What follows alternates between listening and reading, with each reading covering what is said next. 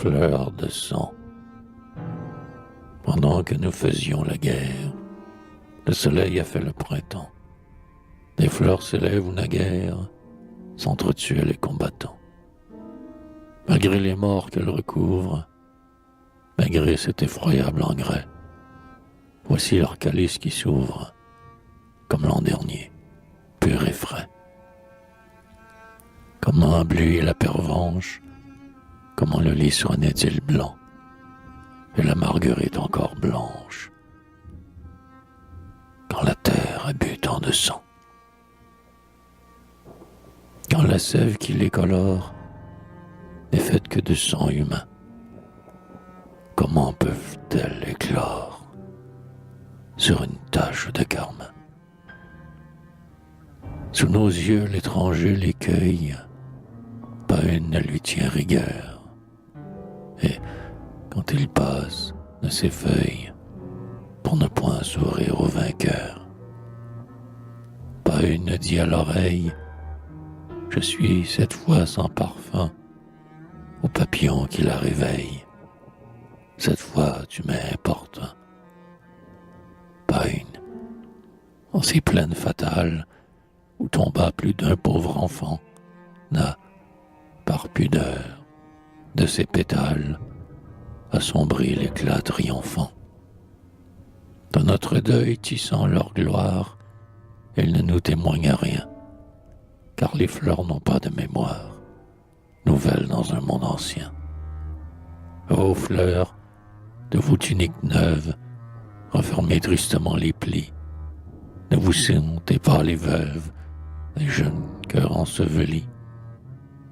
À nos malheurs, indifférentes, vous vous étalez sans remords, fleurs d'ici ou de là-bas, un peu nos parentes, vous devriez pleurer nos morts.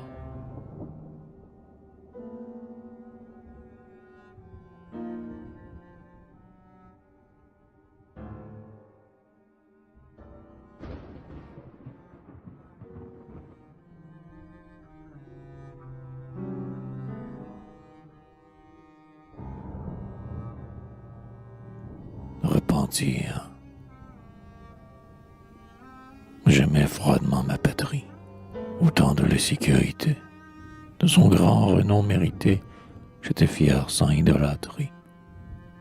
Je m'écriais avec Schiller: je suis un citoyen du monde, en tout lieu où la vie abonde, de sol doux et l'homme cher. Des plages où le jour se lève, au pays du soleil couchant, mon ennemi, c'est le méchant, mon drapeau, l'azur de mon rêve. Où règne en paix le droit vainqueur, où l'arme sourit m'appelle, où la race est polie et belle, je naturalise mon cœur.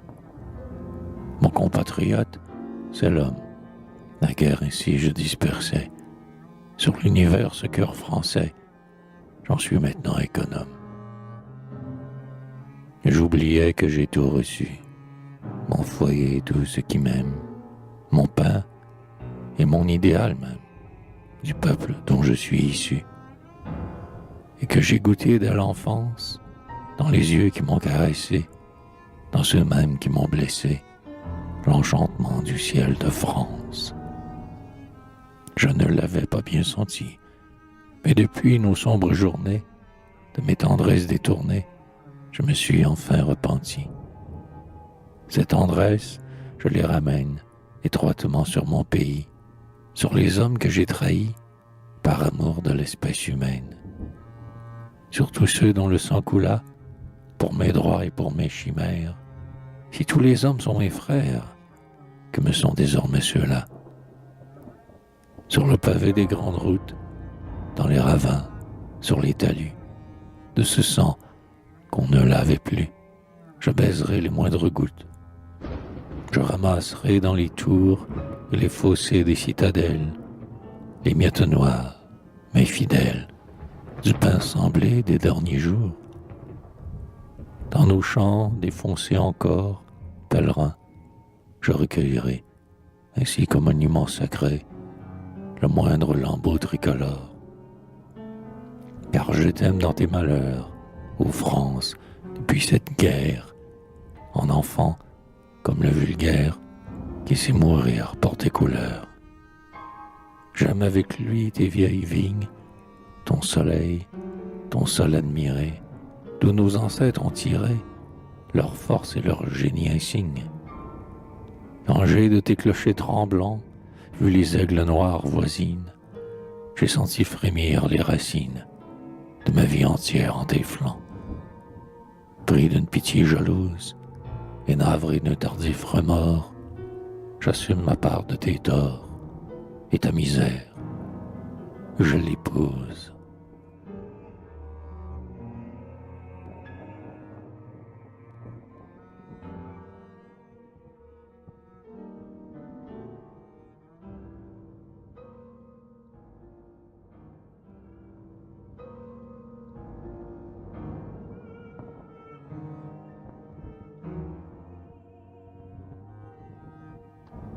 La mare d'Auteuil.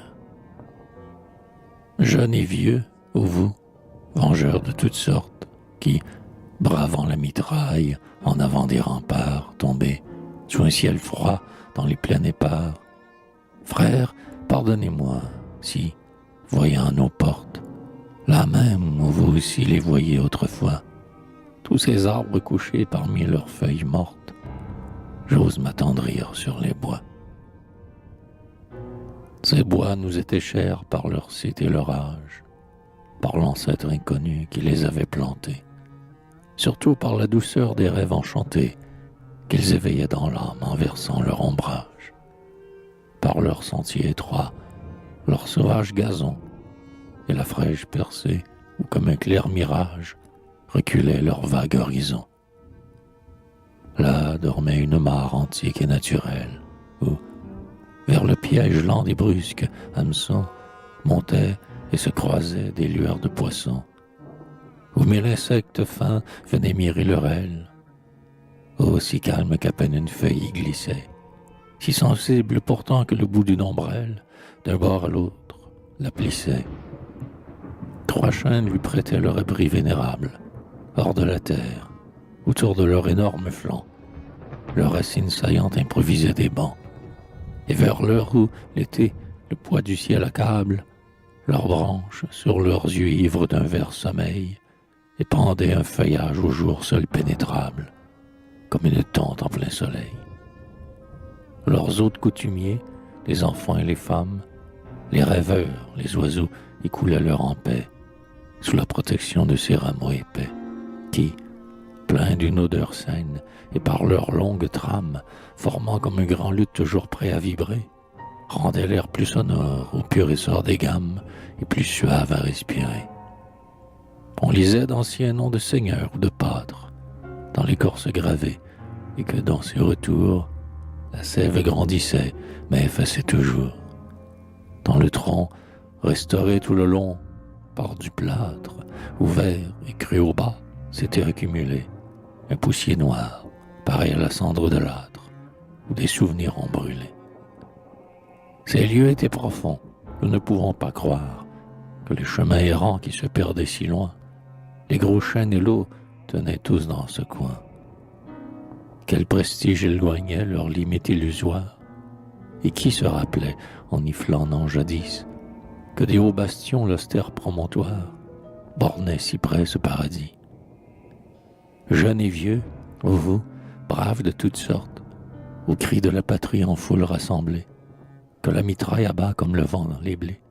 Pardonnez si, ployant sous mes haines trop fortes, je songe par faiblesse une dernière fois à ces arbres couchés parmi leurs feuilles mortes, si j'ose encore aimer les bois. Les voilà donc à bas, ces géants séculaires, les bras épars, tordus dans l'immobilité. Le fait horizontal, ras et décapité. Sur leur entaille, on compte aux couches annulaires l'ample succession de leurs rangs révolus, et le tronc endormi dans l'horreur des suaires, ceux dont les noms ne vivront plus. Ah, peut-être, s'ils n'ont ni blessure qui saigne, ces arbres, ni douleur qu'attestent de longs cris, peut-être ont-ils souffert, outragés et meurtris. Un tourment presque humain signe aussi qu'on le plaigne. Leur ruine, barrière aux chevaux des vainqueurs, inspire une pitié que la raison dédaigne, mais qui n'offense point les cœurs. Peut-être cherchent-ils entre eux pourquoi l'automne, qui suspendait la vie afin de l'apaiser, posant partout son deuil comme un discret baiser, farouche cette fois, frappe, ravage, tonne, et ne ressemble plus à l'automne de Dieu. Ou bien comprennent-ils à l'emploi qu'on leur donne qu'un bel arbre n'est plus qu'un pieu. Ils s'arment comme nous, fils de la même terre, leur sève et notre sang auront tous deux coulé pour cet illustre sol impudemment foulé.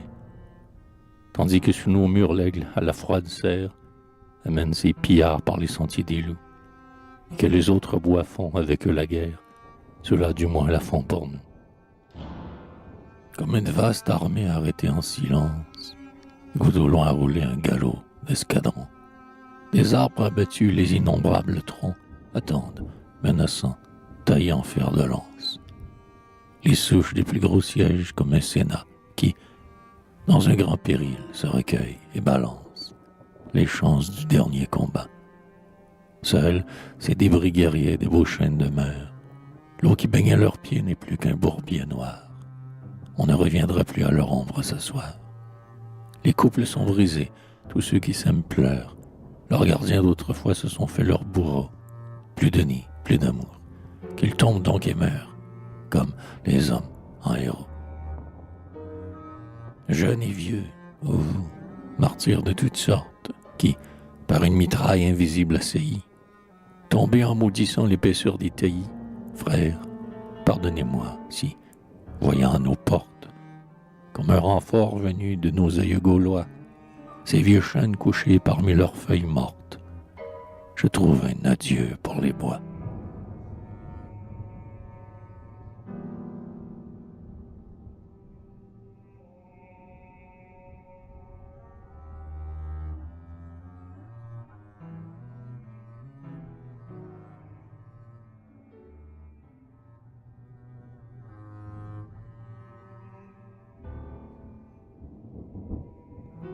Le renouveau.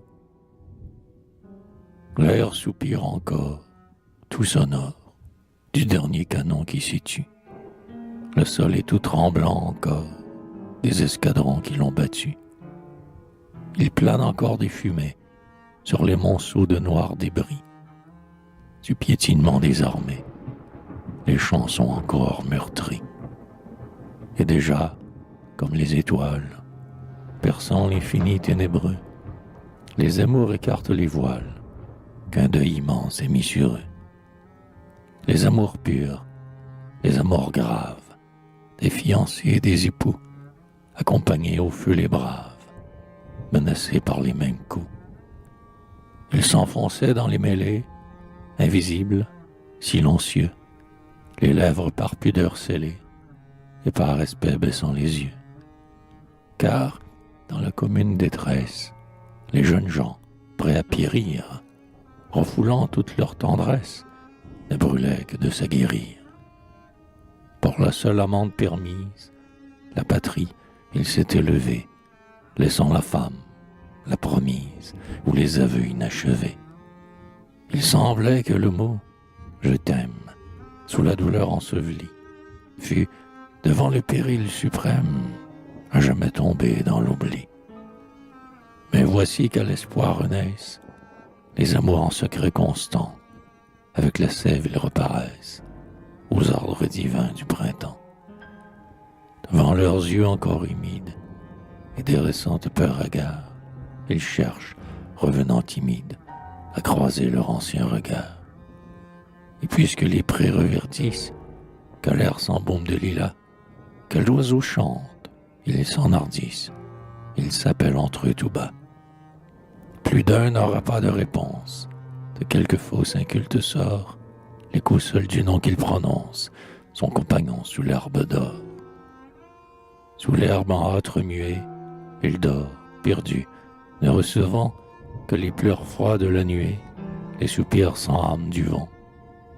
Ton œuvre, ô guerre, la plus triste, c'est d'ôter la main de la main, c'est d'étouffer à l'improviste dans son aube un cher lendemain.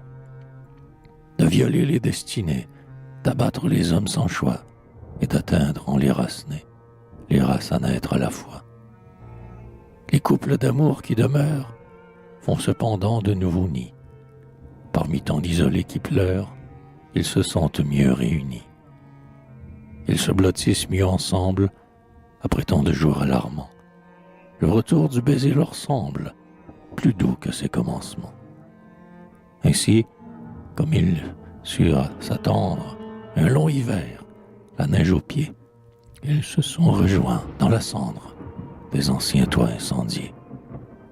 Fils de la nature éternelle, par qui les champs refleuris, les amours, invaincus comme elles, vont réparer le sang tari. Ô peuple futur qui tressaille au flanc des femmes d'aujourd'hui, ce printemps sort des funérailles. Souviens-toi que tu sors de lui.